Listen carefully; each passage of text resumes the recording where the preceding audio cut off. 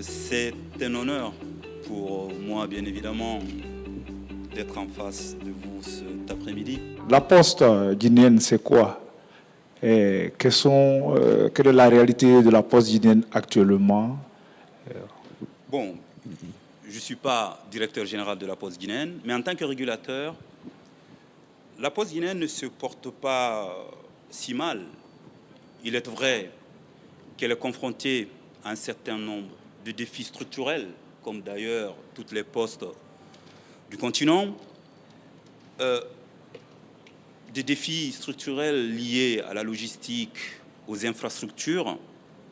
Je peux même citer les infrastructures routières parce que le pays est en chantier.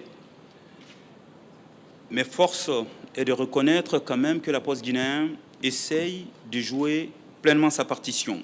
Elle essaye de jouer son rôle de proximité.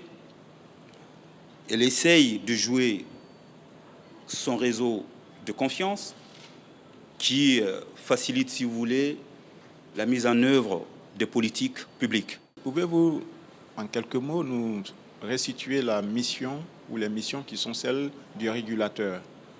Parce qu'on nous parle de réguler les télécommunications, on avait bien compris cela, mais réguler les postes, en quoi cela peut-il consister? C'est ce que je disais. En fait, comme vous savez, aujourd'hui, la digitalisation postale est au cœur des mutations qui sont en cours. En fait, l'une des premières missions ou l'un des premiers défis auxquels le régulateur est confronté, ou en tout cas doit relever, c'est ce que je disais, c'est la mise en place des textes légaux et réglementaires, ou l'application des textes légaux et réglementaires. Donc il faut bien évidemment un cadre institutionnel, je disais, et un cadre réglementaire qui permet de réguler ce secteur. Nous parlons de la digitalisation. Il y a beaucoup de défis auxquels le régulateur est confronté. Des défis sécuritaires, par exemple. Comme vous savez, le cyberespace est très dangereux. Les hackers ne manquent pas de malice pour mettre en place leur forfaiture. Donc le régulateur doit en fait veiller à la sécurité des plateformes qui seront déployées par ces opérateurs postaux, des plateformes liées par exemple aux transactions électroniques, au mobile money, au mobile banking, mais aussi liées à tout ce qui est e-commerce.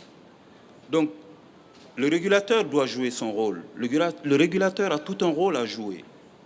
Il faut que le régulateur effectue des audits réguliers. Il faut que le régulateur certifie ces plateformes. Donc, aussi, l'un des défis que doit relever le régulateur, c'est en termes de prix, en termes de tarification. Le régulateur doit être le garant des tarifs orientés vers les coûts.